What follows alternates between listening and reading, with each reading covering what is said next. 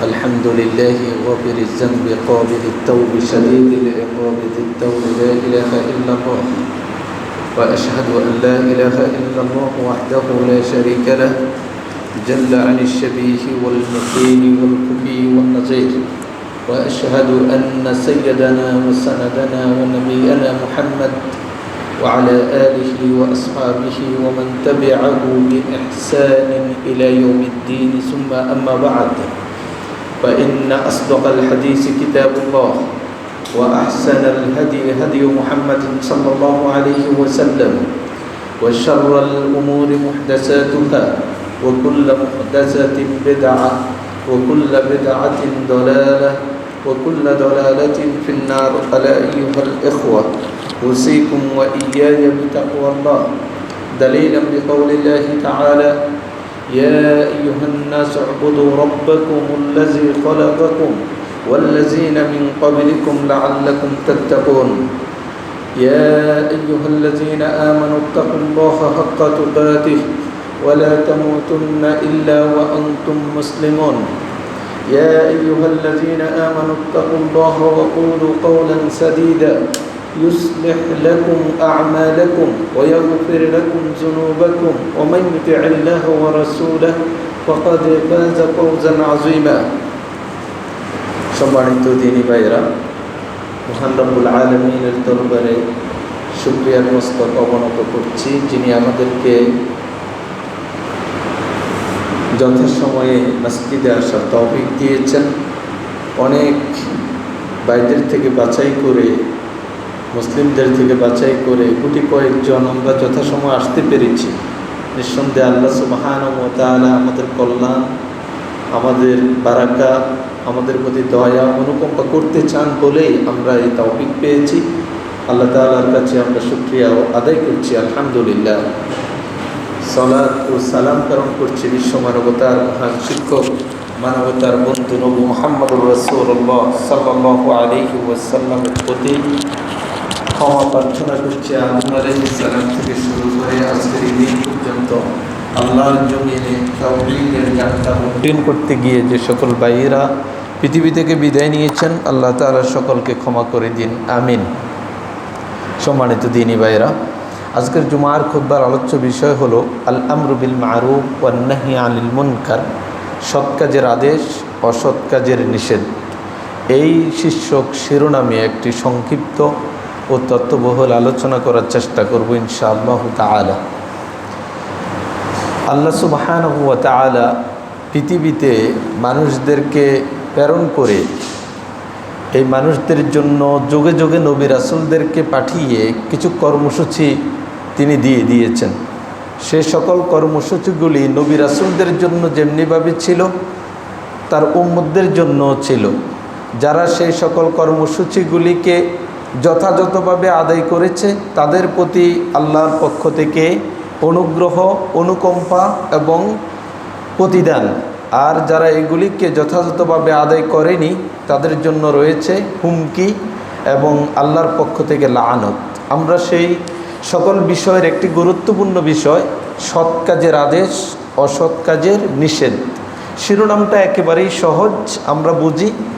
আমরা যারা যে সমাজে বেড়ে উঠেছি, আমার আপনার চারপাশে গুণে ধরায় এই সমাজে পাপ, পঙ্কিলতা, পাপাচার, যৌনাচার ভরে গেছে। এই সমাজে শুধুমাত্র আপনি আর আমি নিজে এককভাবে ভালো থাকার কোনো সুযোগ ইসলামে দেয়নি। আমি এবং আপনি সালাত, সিয়াম, যাকাত এবং পরিবার নিয়ে ভালো থাকব, আমার চারপাশের মানুষজন অন্যায়, অনাচার, বেবিচার, পাপাচারে লিপ্ত থাকবে, ডুবে থাকবে আমার চোখের সামনে, এটার নাম তাকওয়ার নীতি হতে পারে না। এটা আল্লাহর ভয় লালিত কোনো ব্যক্তির আচরণও হতে পারে না। আপনি দেখুন, আমাদের সমাজে আমরা সবচেয়ে ভালো মানুষ মনে করি যে লোকটা 5 ওয়াক্ত সালাত আদায় করে, ইবাদতগুলি মোটামুটি আদায় করার চেষ্টা করে, ঘর থেকে যখন বের হয় তখন পায়ের দিকে তাকাইয়া চলে, ডানেও তাকায় না, বামেও তাকায় না। আবার এভাবেই সে তার কর্মস্থল থেকে বা তার প্রয়োজন শেষ করে বাসায় ফিরে আসে।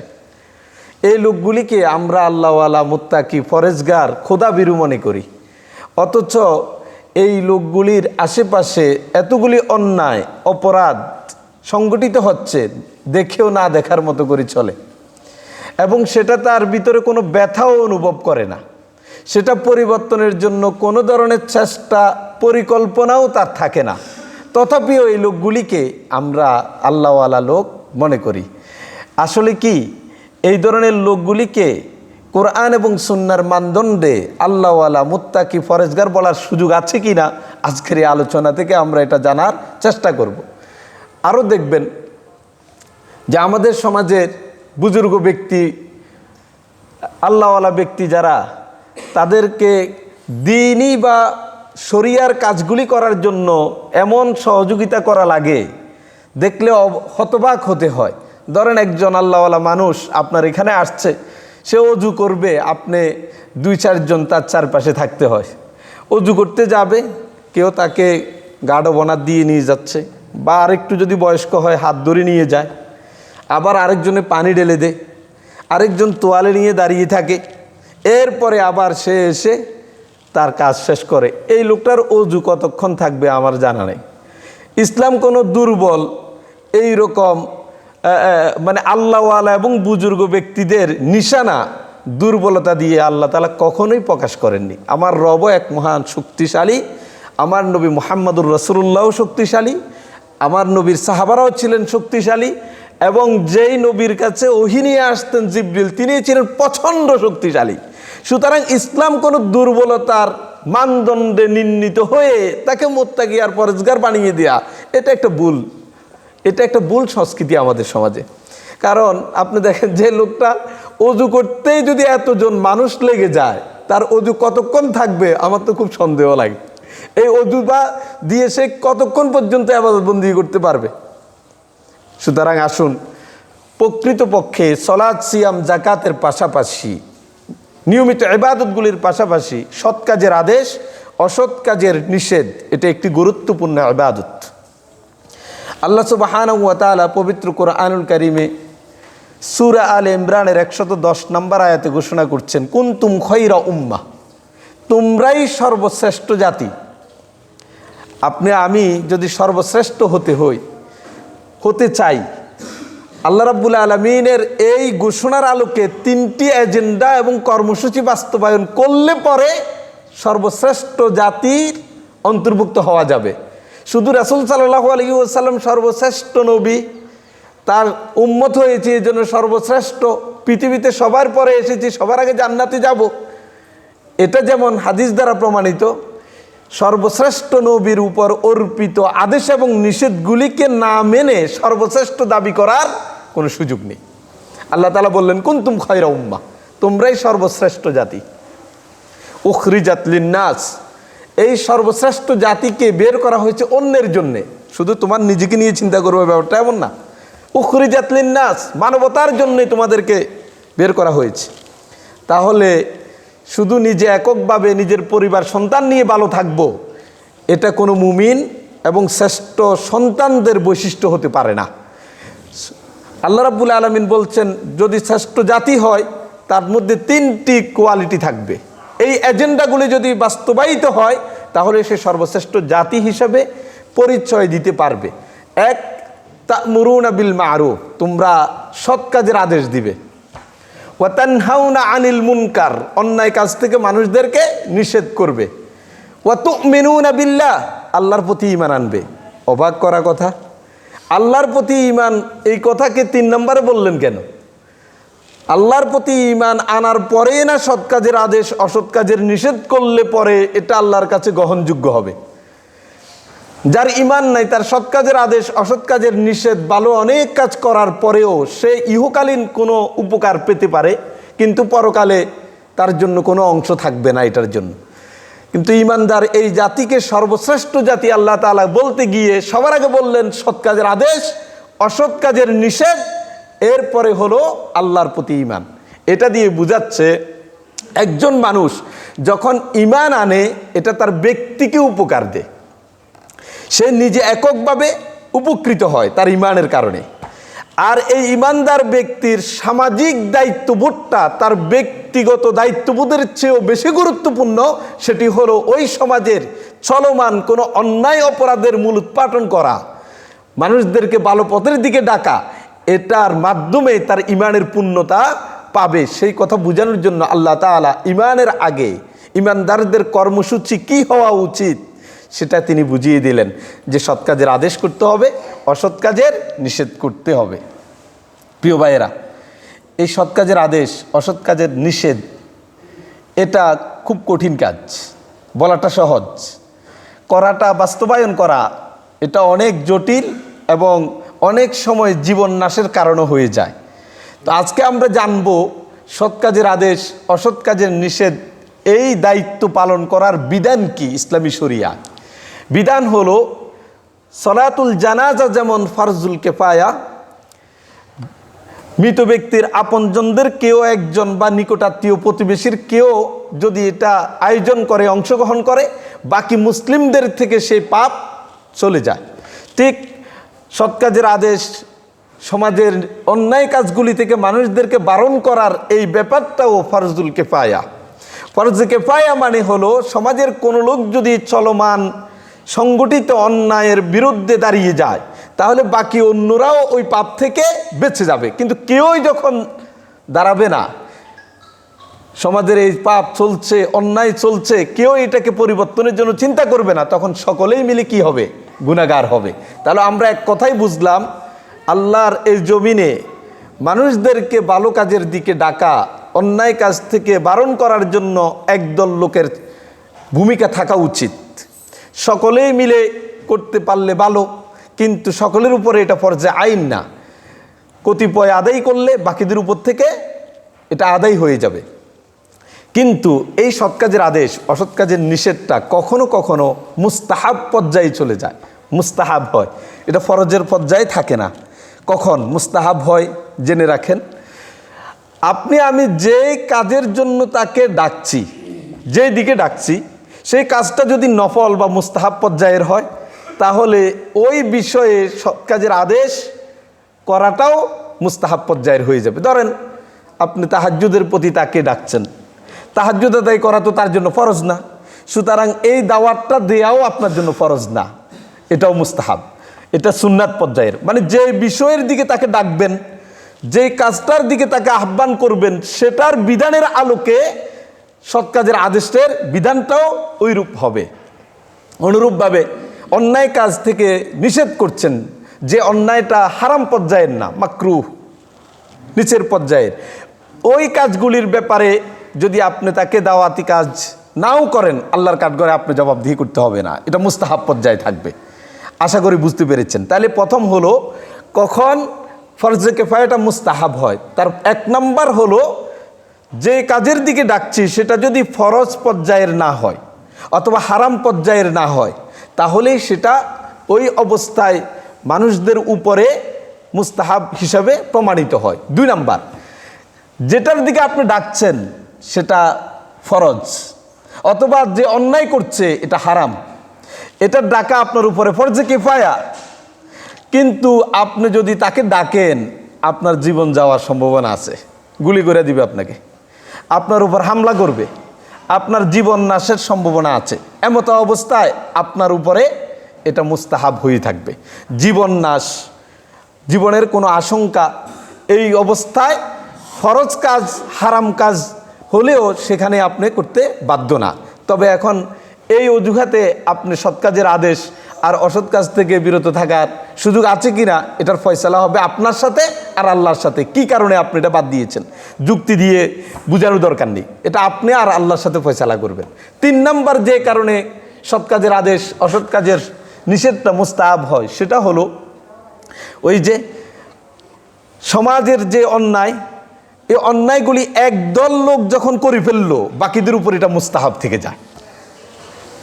যদি কেউই না করে তাহলে সবাই মিলে গুনাহগার হবে, কিন্তু যদি একদল করে বা একজনে করে তাহলে এটার যত সুফল যত পুরস্কার প্রতিদান সে এককভাবে পাবে। যে এই কাজটার জন্য দাঁড়িয়েছে, যে এই কাজটার ভূমিকা রেখেছে, সে তার পুরস্কারে পুরস্কৃত হবে। কিন্তু যদি সেও না করে গুনাহটা কিন্তু সবার হবে। তাহলে কি বুঝলেন? করলে যিনি করবেন তার জন্য প্রতিদান, আর যদি কেউই না করে গুনাহটা সবার। আসেন, যদি কেউ এক দলে করে তাহলে বাকিদের উপরে মুস্তাহাব। তাহলে আমরা বুঝলাম স্বাভাবিক অবস্থায় সৎ কাজের আদেশ, খারাপ কাজ থেকে মানুষদেরকে বারণ করার এই নীতিটা ফরজে কিফায়া থাকে। কখনো কখনো এটা মুস্তাহাব হয়, সেটি তিনটি পর্যায়। এক, যে কাজের দিকে আমরা ডাকছি সেটি যদি ফরজ বা হারামের না হয় তাহলে সেটা মুস্তাহাব পর্যায়ে থাকে। দ্বিতীয়ত, ফরজ বা হারামের কোনো বিষয়েও আপনি যদি তাকে ডাকতে গিয়ে বা বারণ করতে গিয়ে জীবন নাশের আশঙ্কা করেন তাহলেও সেটা আপনার জন্য মুস্তাহাব। তিন, একদল আদায় করে ফেললে বাকিদের উপরে এটা মুস্তাহাব থাকে। করতেও পারেন, করলে সওয়াব পাবেন, না করলে আপনি কি গুনাহগার হবেন না। প্রিয় ভাইয়েরা, দেখেন না আপনার আমার চারপাশে এই যে বিশ্বকাপ চলছে, রাতে ঘুমানো যায়। আমি জানি না আপনাদের এদিকের কি অবস্থা। এই যে ইহুদি খ্রিস্টানদের খেলায় আমরা এতটাই উন্মাদনা, এতটাই আমরা পাগল হয়ে আছি, দেখলে মুসলিম তরুণ যুবকদেরকে মনে হয় না এরা এক আল্লাহ তার রাসূলের প্রতি বিশ্বাস করে অথবা পরকালের জবাবদিহিতার জন্য তার দাঁড়াতে হবে। তাদেরকে দেখলে মনে হয় না। রাত 3টা পর্যন্ত সে মিছিল করে, এরপরে সে নাচ গান করে, বান্ধবী নিয়ে টিএসসিতে বিভিন্ন মোড়ে হোটেলে সময় কাটে, অথবা যদি তার প্রিয় দল যদি হারিয়ে যায় সে আত্মহত্যা করে অথবা স্ট্রোক করে। এই তো হলাম আমরা মুসলিম। এই অপরাধগুলি কি আমাদের চোখের সামনে হয় না? হয়। আমাদের ভূমিকা কি? আমি মনে করি আমি আল্লাহওয়ালা মানুষ, সুতরাং বলতে যাব কেন? আপনার জীবন নাশের আশঙ্কা না থাকলে এটা আপনার বলা লাগবে। না বললে কি হবে? আজকের আলোচনা আমরা এটা বলবো, বলতেই হবে আপনাকে। এবং না বললে এটার ক্ষতি এবং ভয়ঙ্কর দিকগুলি যে অন্যায়গুলি করছে তাকেই শুধু পাবে, ব্যাপারটা এমন না, সবাইকে গ্রাস করবে। আপনিও তখন আর বাঁচতে পারবেন না। প্রিয় ভাইয়েরা, তো একটা খেলার কথা বললাম আপনাকে। ঢাকা শহরে যখন ঢুকি, আমরা ঢুকার পথে দেখি এতগুলি পতাকা বাড়িগুলির উপরে। আমার মনে হয় না ওই মহল্লার এতগুলি মানুষ ফজরের নামাজে অংশগ্রহণ করে, আমার মনে হয় না। তাহলে দেখেন, এরা কিন্তু আমার আপনার সন্তান। আপনার সন্তান নেশা করে, আপনার সন্তান মানুষের সাথে খারাপ ব্যবহার করে, আপনার সমাজে সুদ ঘুষের সয়লাভ হয়ে গিয়েছে। রাসূলুল্লাহ সাল্লাল্লাহু আলাইহি ওয়াসাল্লাম নবুয়ত পাওয়ার আগেও আপনারা জানেন এই ইতিহাস, তিনি যে আস-সাদিক আল আমিন হয়েছেন এটা কিন্তু এমনি এমনি হননি। তিনি তার সমাজে বেড়ে ওঠা যে মানুষগুলির চারপাশে তিনি বড় হয়েছেন তাদেরকে যখন হানাহানি করতে দেখতেন, তারা রাহাজানিতে লিপ্ত হতো, অন্যায় অপরাধে যুক্ত হতো, তুচ্ছ কারণে যুদ্ধ করত, মানুষের হক নষ্ট করত, জুলুম করত। রাসূলুল্লাহ নবুয়তের আগেও কিন্তু এগুলিকে রুখে দিতেন, এগুলির বিরুদ্ধে তিনি সোচ্চার হতেন। তাহলে বোঝা গেল এই কাজগুলি প্রতিটি সমাজকে, প্রতিটি ভূখণ্ডকে সুন্দরভাবে পরিচালনা করার জন্য একটি অনন্য দায়বদ্ধতা রয়েছে আমাদের উপরে। এটাকে আরেকজন করবে, আমি না করলে কি হয়েছে, এই চেতনা থেকে এটাকে থেকে দূরে থাকার কোনো সুযোগ নেই। প্রিয় ভাইরা, চলুন এই সৎ কাজের আদেশ, অসৎ কাজের নিষেধ যদি আমরা না করি তার ক্ষতি কি আগে সেগুলি বলবো। 1 নাম্বার, সৎ কাজের আদেশ এবং অসৎ কাজের নিষেধ থেকে যদি আমরা কাউকে বারণ না করি, আমার দেখা অপরাধগুলি থেকে মানুষদেরকে যদি আমি সতর্ক না করি, আল্লাহর পক্ষ থেকে আমার আপনার উপরে লানত আসতে থাকবে, গজব, লানত আসবে। মজার ব্যাপার হলো সৎ কাজের আদেশ না করা, অন্যায় কাজ থেকে মানুষদেরকে নিষেধ করা, এই কাজগুলি নিষেধ না করা, এই কাজগুলি, এই স্বভাবটা কোনো ইমানদারের ছিল না। ইসলামের সোনালী যুগে ইমানদারদের স্বভাব এটা ছিল না, বরং এই স্বভাবটা হলো ইহুদি এবং খ্রিস্টানদের। আল্লাহ তাআলা সূরা মাঈদার ৭৮ এবং ৭৯ নম্বর আয়াতে বলেন, কানু লা ইয়াতানাহাউনা আম মুনকারিন ফাআলুহু ওয়া লাবিসা মা কানু ইয়াসনাউন। এই ইহুদি খ্রিস্টানরা, বনি ইসরায়েলের এই লোকগুলি, তারা মানুষদেরকে তো সৎ কাজের আদেশ করতো না, অন্যায় কাজ থেকেও নিষেধ করতো না। এই কাফেরগুলি নিজেরাই অন্যায় অপরাধমূলক কাজগুলি করত, মানুষদেরকে এই অপরাধ থেকে বাধা দিত না। এটা খুবই খারাপ এবং খুবই নিকৃষ্ট মন্দ কাজ করতো তারা। তাহলে সৎ কাজের আদেশ না করা, অসৎ কাজ থেকে মানুষদেরকে নিষেধ না করা, এটা কাফেরদের স্বভাব, এটা কোনো ইমানদারের স্বভাব না। আবার দেখেন মুনাফিক যারা, আপনারা আমার সমাজে আপনি দেখবেন এক শ্রেণীর মানুষ সৎ কাজের আদেশ এবং অসৎ কাজের নিষেধ এটা করে না। এরা কার স্বভাব ধারণ করছে? তাহলে কাফেরদের স্বভাব ধারণ করেছে। আরেক শ্রেণীর মানুষ পাবেন নিজে যেমন বদ, অন্যদেরকে ওই বদ এবং অপরাধমূলক কাজের দিকে ডাকে। নিজে যেমন অন্যায় অপরাধ করে, তার বন্ধুদেরকেও সে অন্যায় অপরাধের পথগুলিকে সহজ করে দেয় এবং মানুষদেরকে ভালো কাজের দিকে ডাকে না। দেখেন এটা কার স্বভাব? আল্লাহ তাআলা পবিত্র কোরআনে বললেন, আল মুনাফিকুনা ওয়াল মুনাফিকাতু বা'দুহুম মিন বা'দ, মুনাফিকরা একজন আরেকজনের বন্ধু। নেফাক এই চরিত্র যাদের আছে এরা একে আরেকজনের বন্ধু। মুনাফিক নরনারীরা একে আরেকজনের সহযোগী। তাহলে তাদের স্বভাব কি? কয় যে এদের স্বভাব হলো লা ইয়ামুরুনা বিল মারুফ ওয়ালা ইয়ানহাউনা আনিল মুনকার। এরা মানুষদেরকে ভালো কাজের দিকে ডাকে না এবং অন্যায় কাজ থেকে নিষেধ করে না। এটা কিন্তু আল্লাহ তাআলা বলেন নাই, ভালো করে বুঝেন। কাফিরদের কথা বলছে, তারা ভালো কাজের দিকে ডাকে না, অন্যায় কাজ থেকে মানুষদেরকে ভালো যে বারণ করে না। কিন্তু মুনাফিকদের কথা বলতে গিয়ে তিনি কি বললেন?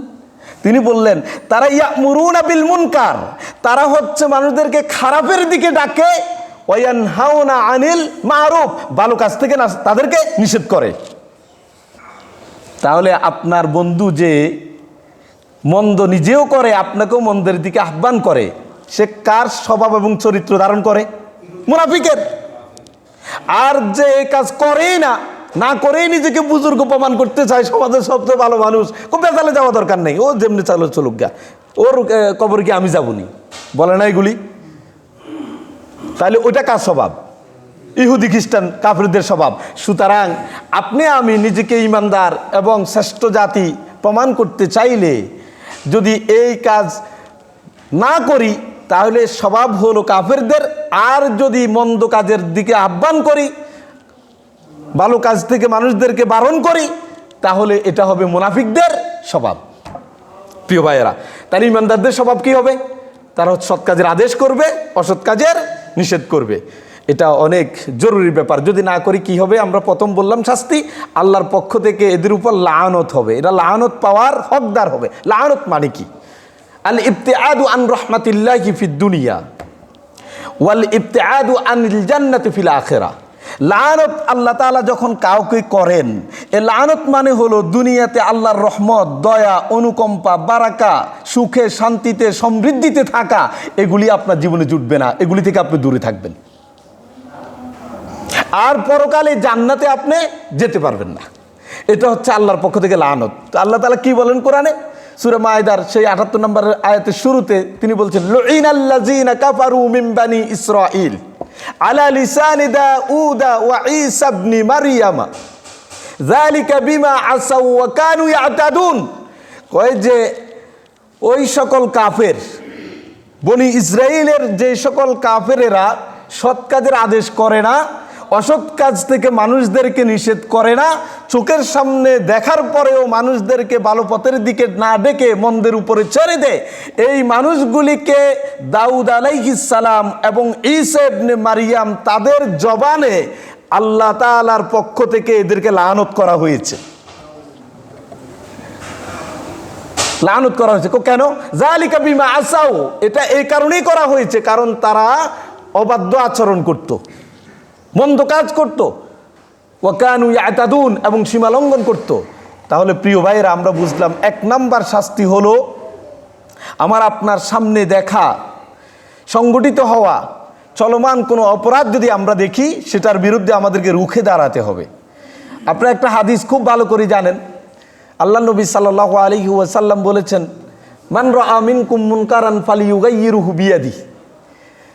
যে ব্যক্তি কোনো অন্যায়কে দেখবে, অপরাধ দেখবে, পাপ দেখবে তোমাদের মধ্য থেকে, এখানে বলে নাই যে সমাজের নেতৃত্বে যে আছে তাকে, সে কথা বলেনি, বলছে যেই লোকেই দেখবে তার প্রথম দায়িত্ব হলো তার শক্তি ব্যবহার করে এই মন্দটাকে সমাজ থেকে দূর করা। যদি সে এটা না পারে, বা ইল্লাম ইয়াস্তাতে ফাবিলিসানি, যদি হাত দিয়ে শক্তি ক্ষমতা প্রয়োগ করে অন্যায়কে দূর করতে সক্ষম না হয়, দ্বিতীয় দায়িত্ব হলো সে এই অন্যায় অপরাধের বিরুদ্ধে কথা বলবে, জনগণের সমর্থন আদায় করে নিজে এককভাবে অক্ষম হলে অনেককে নিয়ে সেটাকে রুখে দেওয়ার জন্য চেষ্টা করবে। মানে তার মুখ চলবে, কথা দিয়ে মানুষদেরকে সতর্ক করবে যে সমাজে এই সকল অন্যায়গুলি হচ্ছে, এগুলির বিরুদ্ধে আমাদেরকে সোচ্চার হওয়া উচিত। ওয়াইল্লাম ইয়াস্তাতি ফাবি কলবি, যদি এটাও না পারে, 3 নম্বর কাজ ভালো করে দেখেন, ফাবি কলবি, তাহলে সে অন্তর দিয়ে এই অন্যায় পাপকে ঘৃণা করবে। ঘৃণা, মুহাদ্দিসিনে কেরাম বললেন ঘৃণা না, এই অন্যায় এবং পাপ সমাজে থাকা, এইটাকে কেমনে পরিবর্তন করা যায়, দূর করা যায়, সেই জন্য সে পরিকল্পনা করবে। কি করবে? পরিকল্পনা করবে। আর আমি যে পরিকল্পনা করতেছি পাপকে দূর করার জন্য, সমাজের চলমান এই সকল অন্যায় অপরাধকে উঠানোর জন্যে, এই মনে মনে অন্তরে অন্তরে আপনি যে পরিকল্পনা এঁটেছেন, এটা কিন্তু ইমানের খুব ভালো লক্ষণ না। যালিকা আদআফুল ঈমান, এটা হচ্ছে ইমানের সবচেয়ে নিম্নতম স্তর। আপনি কোন স্তরে আছেন দেখেন, অথচ পাক্কা ইমানদার যে অন্যায় দেখলেও কিছু কয় না, ও নিজেরই পাক্কা ইমানদার মনে করে। আর আল্লাহ নবী বললেন যালিকা আদআফুল ঈমান, একদম সর্বনিম্ন স্তর, সবচেয়ে দুর্বল স্তর হলো এই অবস্থা যদি আপনার হয় পাপ দেখার পরে, অপরাধ দেখার পরে। প্রিয় ভাইয়েরা, তাহলে 1 নম্বর শাস্তি আসবে আমাদের উপরে, লাআনত, আল্লাহর পক্ষ থেকে গজব আসতে থাকবে। যেমন আপনাদের জানেন সূরা মায়েদার 62 এবং 63 নম্বর আয়াতে আল্লাহ তাআলা আবার বললেন, তারা কাসীরাম মিনহুম ইউসারিউনা ফিল ইসমি ওয়াল উদওয়ান ওয়া আকলিহিমুস সুহত লাবিসা মা কানু ইয়াসনাউন। বলতেছে আপনি ওই ইহুদি, নাসারা, খ্রিস্টান, কাফেরদের অনেককে দেখতে পাবেন, রাসূলকে সম্বোধন করে বলতেছে আপনি দেখতে পাবেন তাদেরকে, তাদের অনেকেই পাপ, সীমালঙ্ঘন এবং হারাম বক্ষণের ব্যাপারে প্রতিযোগিতা করে। কাফেরদের স্বভাব, তারা পাপ কাজে, সীমালঙ্ঘনমূলক কাজে, হারাম বক্ষণ করার বিষয়ে একে অপরে পরস্পর প্রতিযোগিতা করে এগিয়ে যেতে চায়, কার চেয়ে কে কত বেশি সুদ খেতে পারবে, কার চেয়ে কে কত বেশি হারামখোর হওয়া যাবে, কার চেয়ে কে কত বেশি ঘুষখোর হতে পারবে, এই প্রতিযোগিতা তো চলছে। তো এই স্বভাব ছিল সে বনি ইসরায়েলের কাফেরদের, ইহুদি খ্রিস্টানদের। আল্লাহ তাআলা বলতেছেন ওয়া তারা কাসীরাম মিনহুম ইউসারিউনা ফিল ইসমি ওয়াল উদওয়ান ওয়া আকলিহিমুস সুহত। এটা খুব মন্দ কাজ, এটা খুবই মন্দ কাজ। এরপরে কি কয় দেখেন, লাউলা ইয়ানহাহুমুর রাব্বানিয়ুনা ওয়াল আহবার, ওই ইহুদি খ্রিস্টানদের মধ্যে যারা ধর্মীয় পণ্ডিত, আমাদের যেমন আলেম ওলামা, ধর্মগুরু, তারা যদি, কেন তারা নিষেধ করে না এই তাদের লোকগুলিকে যারা অন্যায় পাপ হারামে প্রতিযোগিতায় লিপ্ত হচ্ছে, এদেরকে দেখার পরেও কেন এই আলেমগুলি, এই সমাজপতি, সমাজের লোকগুলি দেখার পরেও কেন তারা নিষেধ করে না? কেন করছে না? তারা যে মন্দ কথা বলছে, গালিগালাজ করছে, অন্যের ব্যাপারে অশুভন বক্তব্য দিচ্ছে, ওয়া আকলিহিমুস সুহতা, এবং হারাম বক্ষণ করছে, এটা কেন তারা করছে না? সুতরাং এটাও তাদের আল্লাহর কাছে তাদের জবাব দেওয়া লাগবে, এটা খুবই নিকৃষ্ট কাজ। তাহলে আপনি বুঝলেন, যদি সৎ কাজের আদেশ, অসৎ কাজের নিষেধ থেকে চুপ থাকি, তাহলে আল্লাহর পক্ষ থেকে কী আসবে? গজব, হাত ধরে ফেলতে হবে। আমরা বলবো সে কথা। 2 নম্বর শাস্তি হলো, এই সৎ কাজের আদেশ অসৎ কাজ থেকে নিষেধ করার কারণে আল্লাহর পক্ষ থেকে ব্যাপক হারে গজব আসবে, ব্যাপক হারে। যদি আমরা এই পাপগুলিকে রুখে না দিই। আল্লাহ নবী সাল্লাল্লাহু আলাইহি সাল্লাম বললেন, ইন্নান নাসা ইযা রাআল মুনকার, মানুষেরা যখন পাপ দেখে, তার সামনে অন্যায় অপরাধ দেখতে পায়, লা ইউগাইয়িরুনা, কিন্তু সে এটাকে পরিবর্তন করে না, পাল্টায় না, দূর করার জন্য কোনো কাজ করে না। আউসাকাল্লাহু বিইকাবি, আশঙ্কা করা হচ্ছে আল্লাহ রাব্বুল আলামিনের আযাব তাদেরকে, আইয়া উম্মাহুমুল্লাহু বিইকাবি, আল্লাহ রাব্বুল আলামিনের পক্ষ থেকে আযাব এবং গজব তাদেরকে গ্রাস করে নেবে, সবাইকে। কাদের? আইয়া উম্মাহুম, ওই সমাজের সবাইকে, ভালো খারাপ যারা আছে সবাইকে শেষ করে দিবে। আপনি পাপ করতেছে একজন দুইজন, সবাই তো করে না, হাতে গোনা কয়েকজন, কিন্তু তাদেরকে যদি আমরা পরিবর্তন না করি, আমাদের জায়গা থেকে এদের বিরুদ্ধে না দাঁড়াই, তাহলে আল্লাহর পক্ষ থেকে গজব আসবে, তখন সবাইকে গ্রাস করবে। তাহলে আমরা 2 নম্বর শাস্তি কি পেলাম? আল্লাহর পক্ষ থেকে সরকারি আযাব, যেটা সবাইকে পেয়ে বসবে, সেখান থেকে বাঁচার কোনো সুযোগ কারো থাকবে না। ওয়াত্তাকু ফিতনাতাল লা তুসিবান্নাল্লাযিনা যালামু মিনকুম খাসসা। আমরা জানি যে বিশেষ কোনো ব্যক্তির কারণে যদি কোনো গজব আসে, ফিতনা আসে, সেই ফিতনা তোমাদেরকে পাওয়ার আগেই তোমরা ওই ফিতনা থেকে বাঁচার জন্য চেষ্টা করো। 3 নাম্বার যে শাস্তি আসবে সেটা হলো, আমরা এই সৎ কাজের আদেশ এবং অন্যায় কাজ থেকে বারণ করার মতো গুরুত্বপূর্ণ ইবাদত থেকে যখন দূরে সরে আসব, তখন আল্লাহ রাব্বুল আলামিনের কমিটমেন্টের আলোকে যখন বিপদ আমাদেরকে গ্রাস করবে, তখন আমরা সবাই মিলে যখন মসজিদের হুজুর খতিব সাহেবকে ডেকে নিয়ে বলবো যে বিপদে তো পড়ে গেলাম, বাঁচার তো কোনো পথ না, একটু দোয়া করেন। আল্লাহ নবী সাল্লাল্লাহু আলাইহি সাল্লাম বলতেছেন, সুম্মা ফালা ইউস্তাজাবু লাকুম, ওই সময় তোমরা দোয়া করলেও দোয়া কবুল হবে না, দোয়া কবুল হবে না। ভূমিকম্প এসে পুরো এলাকাকে তছনছ করে দিল, আর তখন সবাই মসজিদে এসে হুজুরকে বললো, হুজুর একটু দোয়া করেন, বিপদ যে কোন দিক থেকে আসতেছে বুঝতেছি না, একের পর এক শুধু বিপদ আর বিপদ। আল্লাহ নবী সাল্লাল্লাহু আলাইহি ওয়াসাল্লাম বললেন, সুম্মা তাদউনাহু ফালা ইউস্তাজাবু লাকুম, সৎ কাজের আদেশ অসৎ কাজ থেকে মানুষদেরকে নিষেধ না করার কারণে যখন বিপদ তোমাদেরকে পেয়ে বসবে, তখন তোমরা বিপদ থেকে বাঁচার জন্য আল্লাহকে ডাকবে, ওই ডাক শোনা হবে না।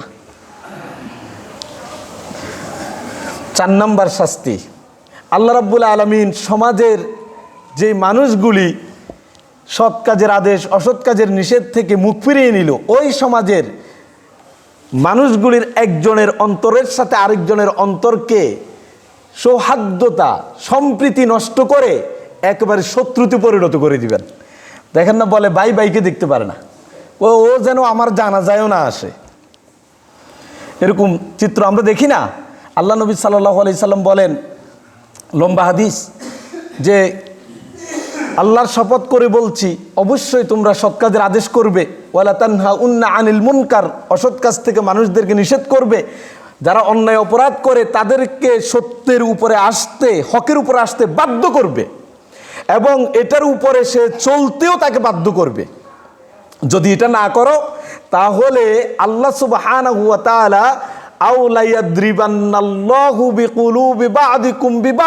তোমাদের একজনের অন্তরের সাথে আরেকজনের অন্তরকে তিনি সৌহার্দ্যতা সম্প্রীতি নষ্ট করে দিবেন।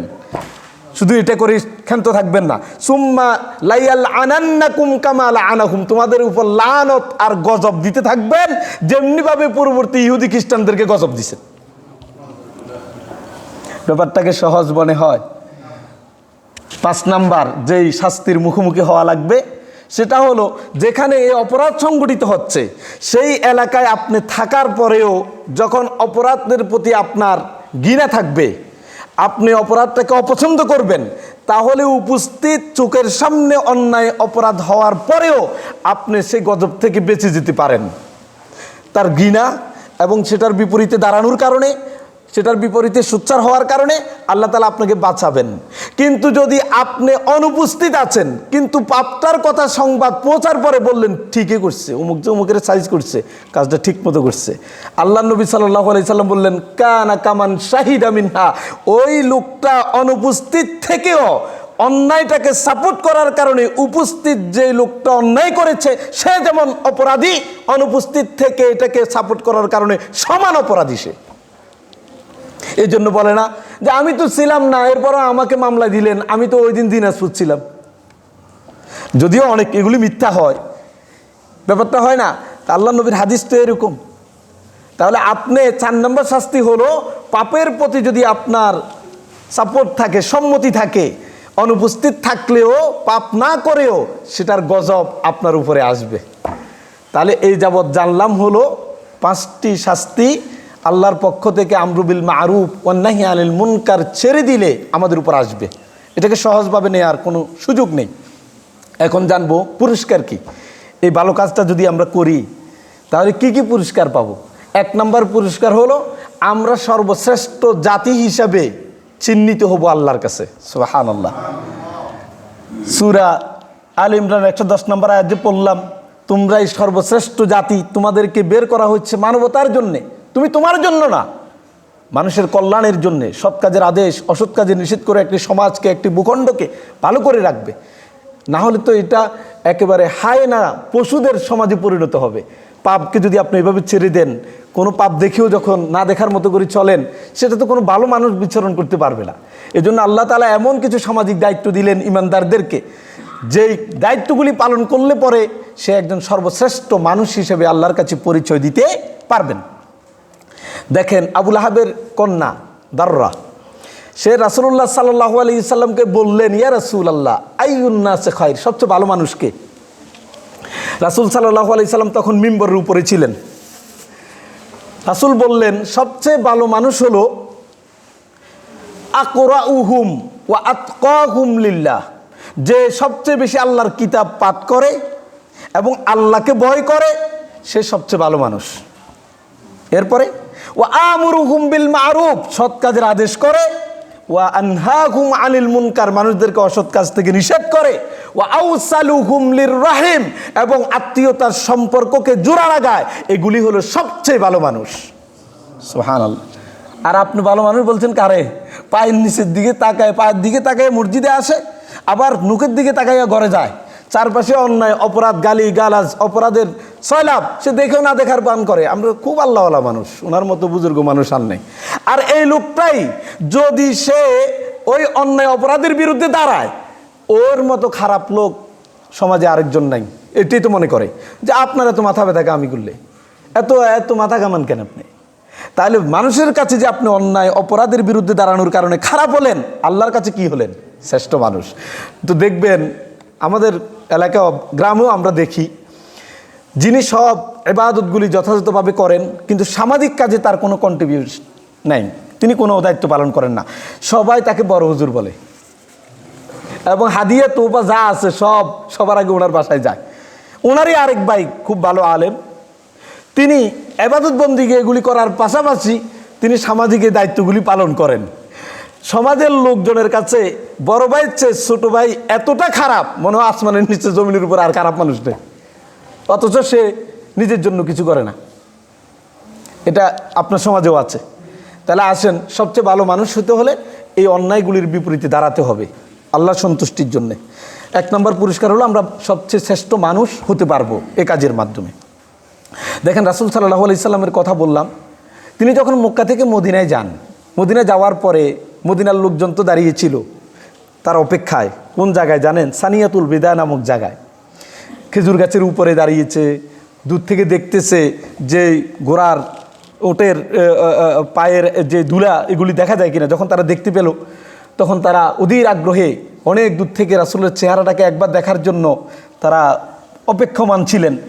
সেই জায়গাতে মদিনার সবচেয়ে শ্রেষ্ঠ ইহুদি যে আব্দুল্লাহ ইবনে সালাম, পরবর্তীতে ইসলাম গ্রহণ করছে, সে বলতেছে হাদিস যে আমি রাসূল সাল্লাল্লাহু আলাইহি ওয়াসাল্লাম এর কথা মুসলমানদের থেকে শোনার পরে আমিও তাদের সাথে সানিয়াতুল ওয়াদা নামক জায়গায় গেছি দেখার জন্য, যার ব্যাপারে সারা জীবন আমরা শুনতেছি মিথ্যুক, গণক, পাগল, জাদুকর, এই সব কথাগুলি শুনি।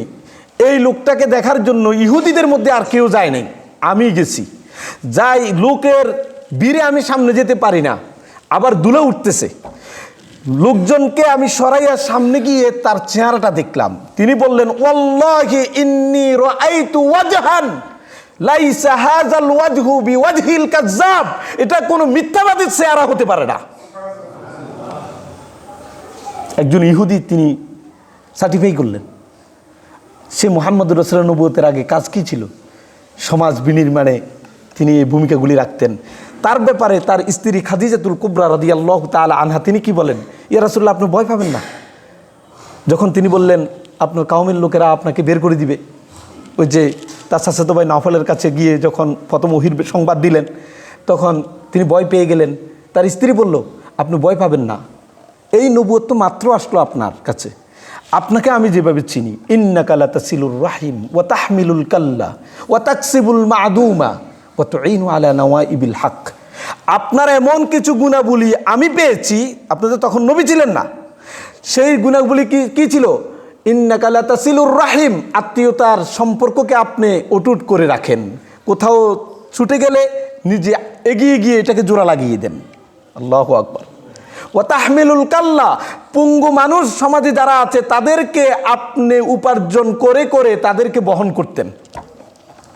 ওয়া তুকসিবুল মাদুমা, যাদের খাবার নাই তাদের খাবারের ব্যবস্থা করে দিতেন আপনি। ওয়া তুঈনু আলা নওয়াইবিল হক, সমাজের কোনো মানুষ বিপদে পড়লে সবার আগে আপনি যেতেন। সুতরাং আপনার উপরে কাফেররা যেন তেন যা ইচ্ছে তা করে ফেলবে, ব্যাপারটা এমন না, আপনার ক্ষতি করতে পারবে না। একথা কিন্তু খাদিজাতুল কুবরা বললেন নবুয়তের আগের এই অবস্থা। তাহলে কেন তিনি হিলফুল ফুজুল করেছেন? আপনারা জানেন, সমাজকে বিনির্মাণের জন্য মক্কার কাফেরদের সাথে যে ব্যবসায়ীদের যেই দ্বন্দ্ব হতো এগুলি তিনি মিটিয়ে দিতেন। একটি প্রসিদ্ধ কথা আপনারা জানেন, যেই হাজারুল আসওয়াদ কাবার যখন পুনর্নির্মাণ করতেছে কোথায় রাখবে, মক্কার সকল গোত্রের মধ্যে এক হাঙ্গামা তৈরি হয়ে গিয়েছে। মানে রণক্ষেত্র তৈরি হবে, রক্ত ঝরবে, যুদ্ধের দামামা বেজে উঠবে। এক গোত্র বলে এটার দাবিদার আমরাই রাখবো, এটাকে স্থাপন করব। রাসূল সাল্লাল্লাহু আলাইহি ওয়াসাল্লাম যখন প্রস্তাব করলেন, আমি যে প্রস্তাব করব আপনারা মানবেন কিনা, উপস্থিত সবাই বলল তাকে তো আমরা সাদিক এবং আল আমিন হিসাবে জানি। তখন তো তিনি নবী না, সুবহানাল্লাহ। তখন বলল তুমি যা বলো তাই। ঠিক আছে, আগামীকাল সকালে যে সবার আগে এখানে আসবে, আপনারা জানেন এটা, তিনি এটাকে রাখবেন। রাসূল সাল্লাল্লাহু আলাইহি ওয়াসাল্লাম সবার আগে আসলেন। আবু জাহেল দেখতেছে দূর থেকে যে আমার আগে তো আমার বাতিজা চলে গেছে, কিন্তু রাসূল তো তার পূর্ব ঘোষণা অনুযায়ী চাইলে কি করতে পারতেন, তিনি নিজে পাথরটা এনে রাখতে পারতেন। তা না করে তিনি একটা চাদর এনে প্রত্যেক গোত্রের লোকদেরকে বললেন চাদরের এক এক কোণা বা এক এক অংশ ধরো, সবাই মিলে ধরে নিয়ে গেছে। সুবহানাল্লাহি বিহামদি। তাহলে একটা সমাজের অন্যায় অপরাধ, একেবারে আবশ্যকীয় যুদ্ধ, রক্ত ঘটবে, রক্তের বন্যা বয়ে যাবে, সেটাকে তিনি থামিয়ে দিলেন। আল্লাহ তাআলা এমন তাকে যোগ্যতা দিয়েছেন। তাহলে আসেন, সমাজে শুধু নিজে ভালো থাকা এটা কোনো ভালো মানুষের লক্ষণ না, সবাইকে নিয়ে ভালো থাকতে হবে। এক নাম্বার কি বললাম, আমরা পুরস্কার পাবো, শ্রেষ্ঠ মানুষ হতে পারবো। দুই নাম্বার হলো আমরা ইহকাল এবং পরকালে আল্লাহর পক্ষ থেকে অফুরন্ত সফলতা পাবো। আল্লাহ তাআলা সূরা আল ইমরানের 104 নম্বর আয়াতে বললেন, ওয়ালতাকুম মিনকুম উম্মাতুন ইয়াদউনা ইলাল খায়র, তোমাদের মধ্য থেকে একদল লোক থাকা উচিত। সবার কথা বলে নাই, একদল লোক থাকা উচিত যারা কি করবে, মানুষদেরকে ভালোর দিকে ডাকবে, ভালো কাজের দিকে ডাকবে। ওয়ায়ামুরুনা বিল মারুফ, সৎ কাজের আদেশ দিবে। ওয়ায়ানহাউনা আনিল মুনকার, অন্যায় কাজ থেকে নিষেধ করবে।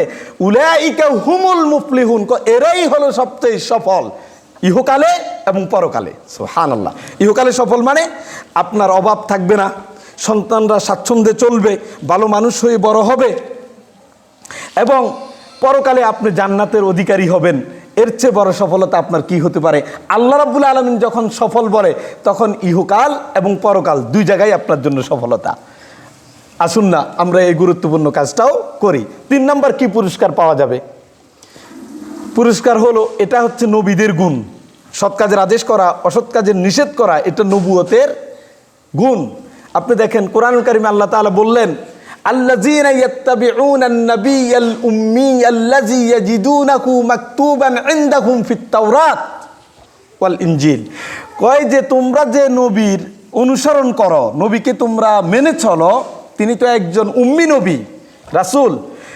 তার ব্যাপারে ইহুদি খ্রিস্টানরা তাদের কাছে থাকা তাওরাত এবং ইনজিলের মধ্যে এমন কিছু কথা পেয়েছে, তার এমন কিছু কোয়ালিটি, সেটা হলো ইয়ামুরু বিল মারুফ, ইয়ামুরুহুম বিল মারুফ ওয়া ইয়ানহাহুম আনিল মুনকার। তিনি তার সমাজের মানুষদেরকে ভালো কাজের দিকে ডাকবে, অন্যায় কাজ থেকে বাধা দিবে।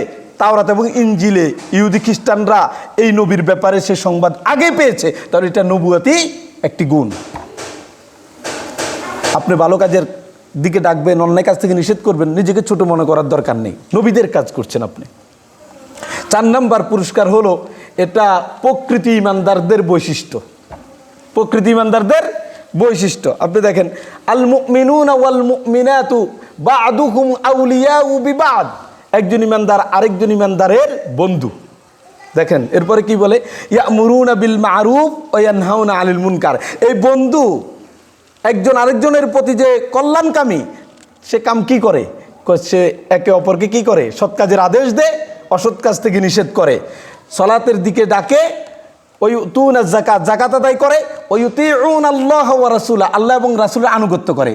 সবচেয়ে মজার কথা হলো পরে, উলাইকা সাইয়ারহামুহুমুল্লাহ, আল্লাহ তাআলা এদের প্রতি দয়া করে। সুবহানাল্লাহ। সৎ কাজের আদেশ, অসৎ কাজের প্রতি নিষেধ, এটা ইমানদারদের গুণ। 5 নাম্বার, আপনি গজব থেকে বেঁচে যাবেন, শাস্তি থেকে বেঁচে যাবেন, একটি সমাজকে বাঁচাবেন। অন্যায়কে যখন আপনি দূর করার জন্য সোচ্চার হবেন, অন্যায়ের টুটি চেপে ধরবেন, তখন এই অন্যায় থেকে তাকে বাঁচানোর কারণে পুরো সমাজকে আপনি বাঁচালেন।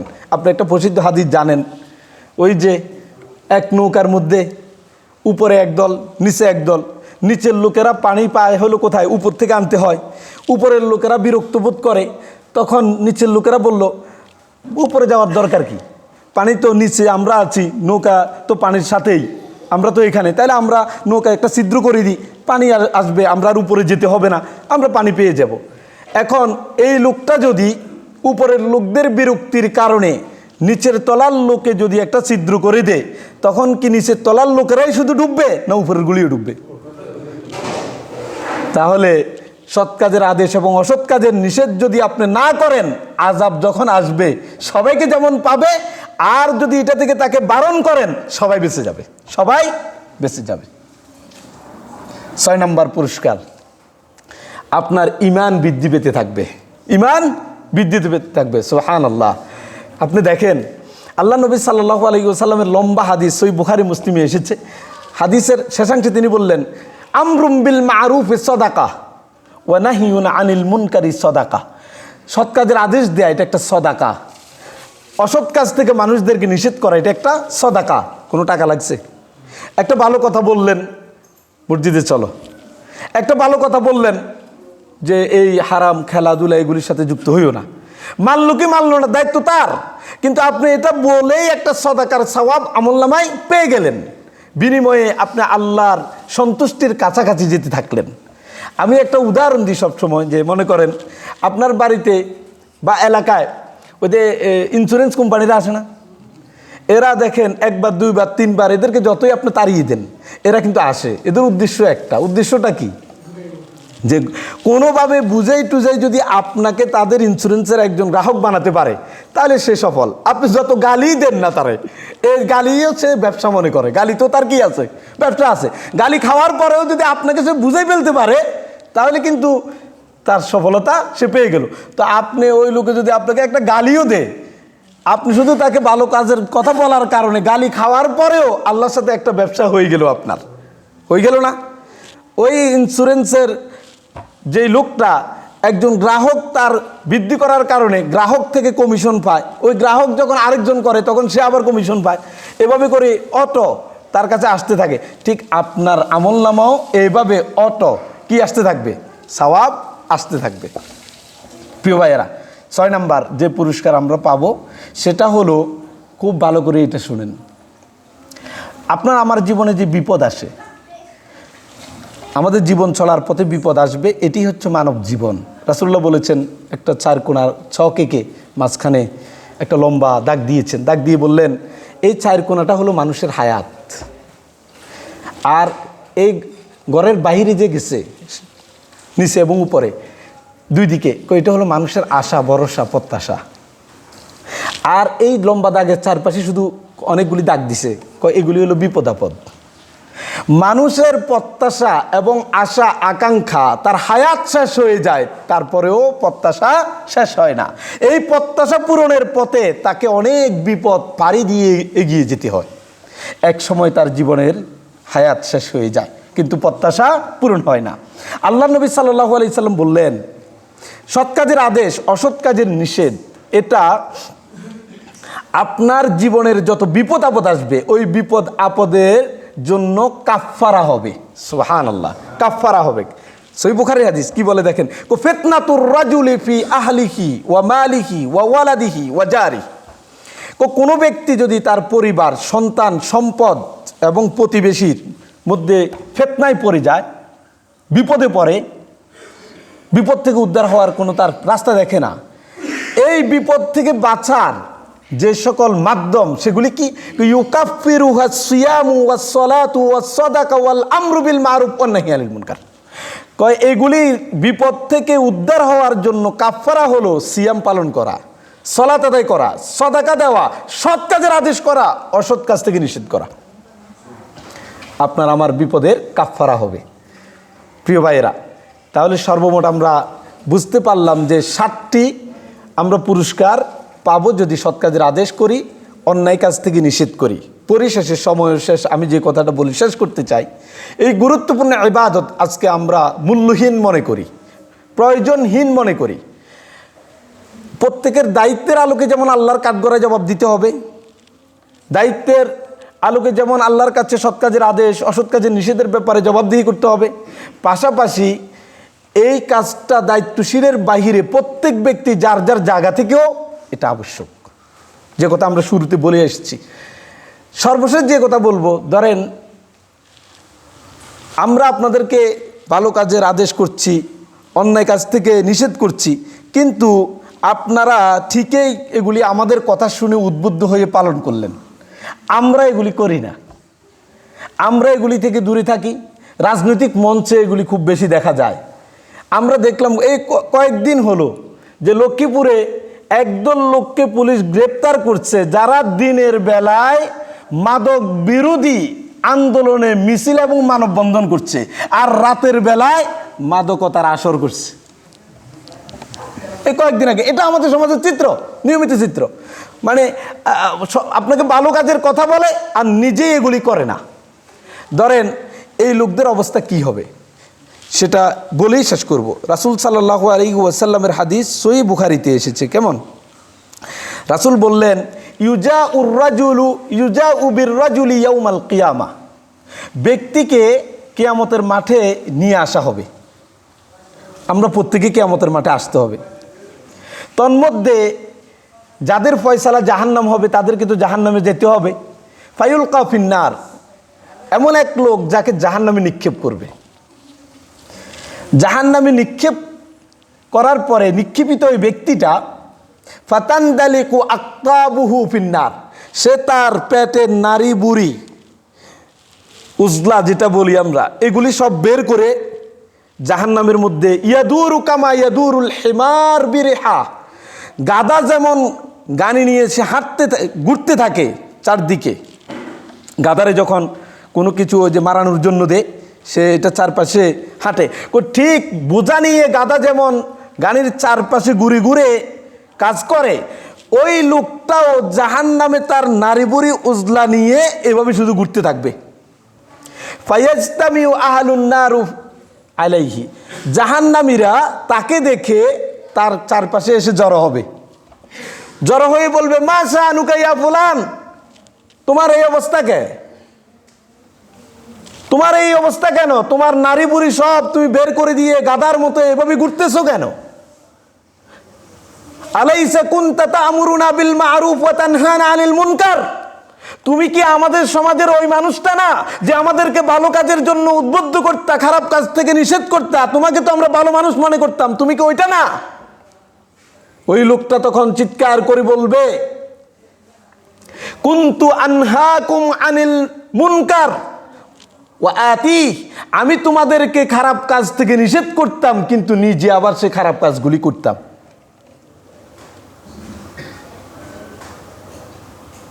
ওয়া আমুরুকুম বিল মা'রুফ ওয়া লা আতি, আমি তোমাদেরকে সৎ কাজের আদেশ করতাম কিন্তু আমি সেগুলি করতাম না। এই জন্য আল্লাহ তাআলা আমাকে আজকে শাস্তির মুখোমুখি করছে। প্রিয় ভাইয়েরা, তাহলে একদিকে যেমন সৎ কাজের আদেশ, অসৎ কাজের নিষেধের মতোই গুরুত্বপূর্ণ ইবাদত প্রত্যেকের উপরে দায়িত্ব বর্তায়। কেউ না করলে সকলকেই গুনাহগার হতে হবে। আবার যারা করতে যায়, করার জন্য মানুষকে বলে কিন্তু নিজে অন্যায় অপরাধ থেকে দূরে থাকে না, তাকেও কিয়ামতের মাঠে শাস্তির মুখোমুখি হওয়া লাগবে। আল্লাহ তাআলা আমাদেরকে এই আলোচনাটুকু বুঝে মানুষের কল্যাণে, একটি সুন্দর সমাজ বিনির্মাণে, গুণধরাই সমাজকে ভালো সমাজে পরিণত করার জন্যে সৎ কাজের আদেশ, অসৎ কাজের নিষেধের এই আমলটুকু জারি রাখার তৌফিক দান করুন, আমিন। পরিশেষে বলি, আপনার আমার চারপাশের যে মানুষজন বিপদে পড়ে, একজন আরেকজনের উপর জুলুম করে, নিপীড়ন করে, অত্যাচার করে, তার অধিকার হরণ করে, আপনার সাধ্য সামর্থ্যের আলোকে তার পাশে দাঁড়ান। আল্লাহ নবী সাল্লাল্লাহু আলাইহি ওয়াসাল্লাম বললেন, অনেক মানুষকে দেখি বিপদে পড়ছে, না তাকাই চলে যায়, ওইখানে দাঁড়ালে নিজে বিপদে পড়া লাগবে। হয় না এরকম? মামলা আমারও দিবে। আল্লাহ নবী সাল্লাল্লাহু আলাইহি সাল্লাম বললেন, কোনো মানুষ যদি তার ভাইয়ের উপকারার্থে একটু পথ চলে, ধরেন আপনি বিপদে পড়ছেন, আমাকে বললেন ভাই আমি এই বিপদে পড়ছি, আপনি বললে লোকটা কথা শুনবে, আমার এই টাকাটা দিয়ে দিবে। কিন্তু আমি যদি তার এই অনুরোধে একটু পথ চলি, আল্লাহ নবী বললেন, এই লোকটার উপকারে তুমি একটু পথ অতিক্রম করার কারণে আল্লাহ তাআলা তোমাকে এমন প্রতিদান দিবেন, যা হলো তুমি যদি 1 মাস মসজিদে নববীতে বসে ইতিকাফ করো, এই ইতিকাফের কারণে যত সওয়াব হবে, তোমার ভাইয়ের এই উপকারের একটু পথ চলায় তোমাকে আল্লাহ সমপরিমাণ সওয়াব দিয়ে দিবেন। ইতিকাফ মানে মসজিদে নববী 30 দিন, 5 ওয়াক্ত, প্রতি ওয়াক্ত 1000 ওয়াক্তের সমান, তার মানে 1,50,000 ওয়াক্ত সলাৎ আদায়ের সমান। ইতিকাফে সেই ব্যক্তি তো শুধু সলাৎ আদায় করে না, সে কোরআন তেলাওয়াত করে, জিকির করে, ভালো কাজ করে।